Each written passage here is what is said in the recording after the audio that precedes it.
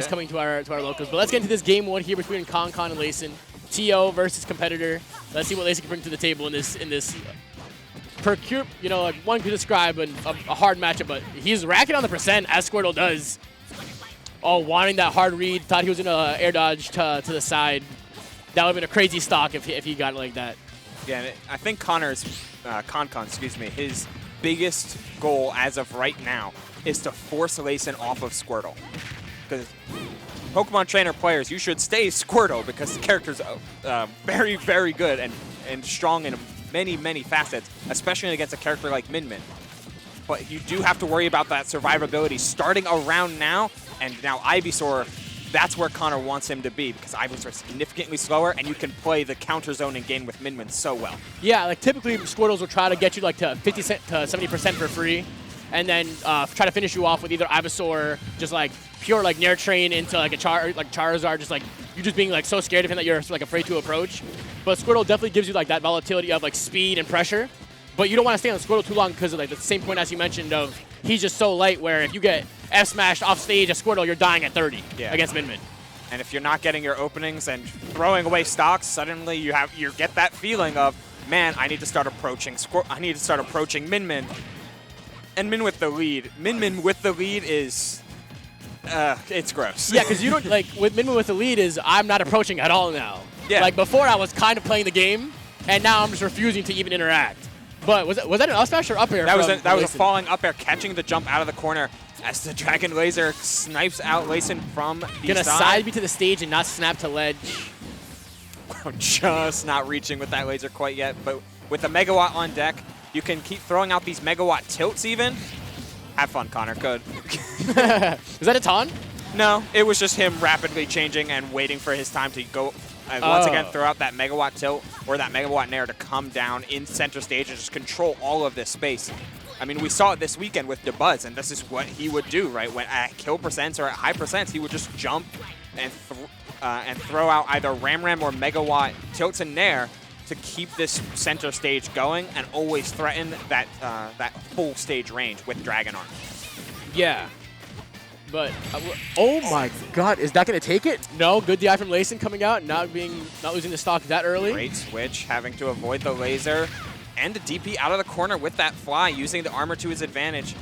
Charizard's been known to cheat, but granted, that grab certainly does too, forcing Lacen back into the corner. He literally got up from ledge and upbeat. Like Lacen is a madman. Yeah. And desperate times call for desperate measures sometimes. Yeah. Yeah, and good stuff coming out from Lacen for that first game. Unfortunate SD on the first stock. Really not being able to like carry that momentum forward and giving Min Min that advantage of not having to approach.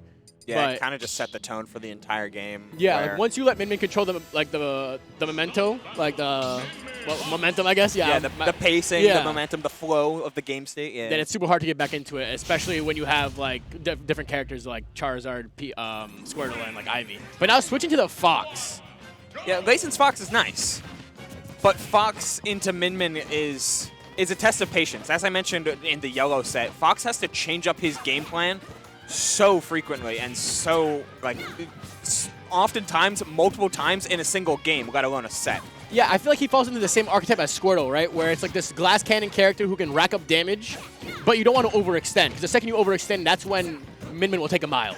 Yeah, but it's really hard to know your limits and to know when to not overextend and when to retreat and pull out the gun. Because that can be what makes the difference in a game like this. Squirtle only has something like Water Gun to maintain space, while Lacen has full screen pressure in that laser should he choose to use it. So now I'm curious as to what Lacen should prioritize. Should he prioritize more air game or should he prioritize more stage control with like Fox dash attack, with Tomahawk grabs? Because Min Min has a lot of stage control with her tilts, with her smash attacks, because she just controls so much space. But she kind of like is a little more lackluster in like an aerial sense, where I feel like Fox would thrive more. But yeah, Dragon Laser, smile. Yeah. and like as we talked about before in the last matchup with Yellow, like Fox's recovery is just very linear, horizontally and vertically. If you can capitalize on that as Min Min with your extension combos, even with just an F smash or F tilt, it's really easy to like get yourself in a position where you don't want to be in and lose a stock off of that. This is a super good advantage state coming out from Lacen, but he He just mistimes his ledge jump and almost died off of it. If Min Min got that 2-frame, if Connor timed it right with the Ram Ram, that Fox could have been dead at 0. Yeah, he rode the stage there a little bit, kind of avoiding that edge guard. See these Ram Ram Nairs so much quicker than all of Min Min's other aerials. Have to be careful, but finding and seeing that Min Min went for a smash attack with that other arm, which means she cannot jump, and that up smash was free. But so is Megawatt when catching neutral get up because it's much, much slower, but much, much more active than all of her other arms. Okay, that tripped? F-tilt tripped? Yeah, unable to get anything off of it though, and he needs to find something here. And at low percents, just not able to get these confirms into dash attack that he really wants. He needs something like a strong hit up air to get damage or a strong hit in air. Any way to convert. This double pivot grab and just getting boxed out of center so frequently. Yeah, Lacen's trying to get this stage control and apply pressure, but he's not really going for like much shield grabs. Like he's opting for the up tilts onto shield because you can follow up with more consecutive up tilts, but he's laughing it off. He's laughing it off. They're having a great time. Beast is mauling in the background. Beast is like, have I taught you nothing about the matchup? Against Min Min, it's a little bit hard to teach about a character whose meta is really young and almost really unexplored, kind of because of just community bullying, I guess. Yeah, but Beast plays both PT and Fox, so he's just looking at Lacen like, do you not watch me? you sponsor me. Watch the mods, bro. But you know, surprisingly, like good stuff from Lacen. Like I've never seen him play personally, just because like you know him and I always just work like as like TOs in the events. But he was doing pretty cool stuff on Fox and PT. So yeah, kudos to him. He really had an understanding of like when to commit as Fox and when to not. But the problem is he was just so far behind in a neutral game state. Yeah. Because Min Min was able to dominate full stage. He couldn't change the pace of the game at all. No. He would have to jump or he have to short hop and try and use Fox's speed. But that's where Ram Ram, and not only it's straightforward, that whole straightforward coverage, that's plain horizontal line, but the Ram Ram is still a hitbox when it boomerangs back, meaning it covers all of this space plus Min Min's jumping, and you just have to catch it. And that's the space that Fox wants to like capitalize on with Nair, because you want to follow up with like a Nair conversion, either like into an up smash or either like a jab lock even, you know. But like you want to get just doesn't allow you. Yeah, you want to get in that unreactable space where you use Fox's short hop and his dash attack and just that overall speed. But there's already a hitbox there. Yeah, you're not going to play the game. So it's just like, well, now you have to time and mix up your timing on when you want to approach with Nair. But by the time you do, he's already having shield. Yeah. So if you don't apply any pressure with any shield grabs, that's just going to control the pace of the game like ever so more for the Min Min. Yeah, it's a rough life for sure. But you could see the Fox like starting to get along, and I hope he has a spectacular losers run as we move on to our next match. If we get another Spacey, if this is going to be a bracket full of Spaceys, I'm excited for it. I like Spaceys. Spaceys are cool. Yeah. Even Falco. All right, so what would you rank the Spaceys? Falco, Fox, and Wolf. What would you rank them? Well, Wolf is the best one. Okay. More well-rounded, arguably? Yeah, he basically does what all the other Spaceys do, especially if you follow him into different directions. Like a CDK kind of Wolf does, more or less, does Falco combos in terms of damage, in terms of potential, while still having the neutral of Fox. Then arguably it's Falco. Falco has had a surge in meta after getting buffed. He has gotten a lot of really important buffs that matter to his games, game plan, which is getting up close and personal and finding his starters.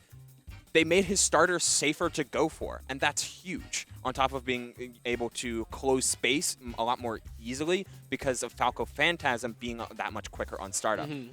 Right behind him, though, is Fox. And Fox takes a specific kind of mindset to play where you have to be on the ball. You have to be playing reactive, playing to go, and downloading every little interaction because conditioning matters so much with Fox, since his best option is oftentimes run up, wait, run up, hold shield, and see what you do about it.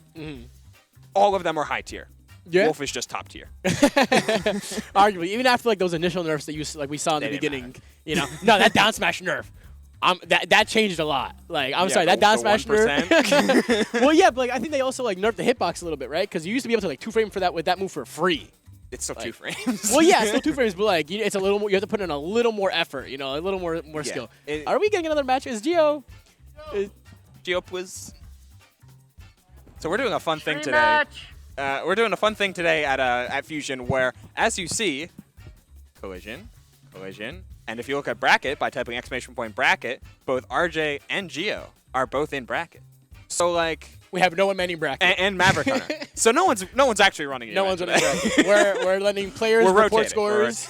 We're letting players... It's madness. It's chaos. But we love it. It's controlled chaos, and that's what Tri-Sit's all about. Have you seen the clips from Final Fantasy Origins? No. Oh, my God. So it's the guy that says chaos a lot, right? Mm-hmm. They have a different trailer. And the game legitimately looks good.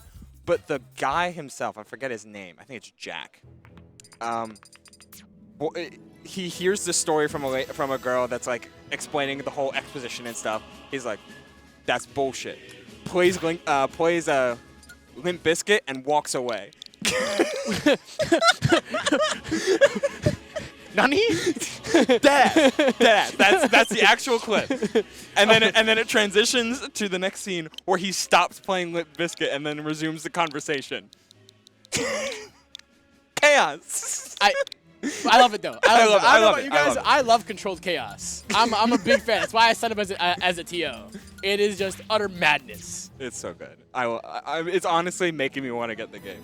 I have to find a PS5, which, you know. Yeah, good luck getting one of those. Why is Gio coming over here? I saw him in the camera. What did he want to say? About to say something crazy. Right, Gio. Wait, this guy that Joe's going through is from Arizona. What's with all these Midwest? There were some players that people fly out for Fusion. I don't know what to tell you guys. People come here from all across. We've had people come from Texas, from Arkansas, from Arizona, Kansas. People just pull up to arguably like one of the biggest weeklies in the United States. Yeah, it's